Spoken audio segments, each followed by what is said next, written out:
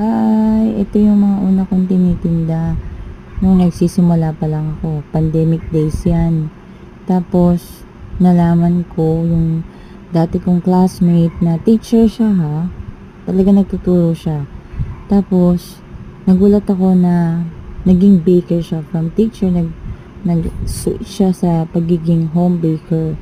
Kaya, na-inspired ako sa kanya at nag-take na rin ako ng risk to sell cakes.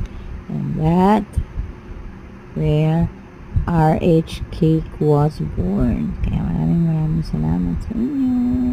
God bless.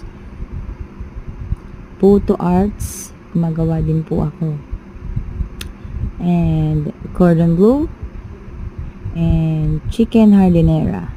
Yan. Salamat. Bye-bye. Enjoy. Watch lang kayo ng watch. Maraming salamat.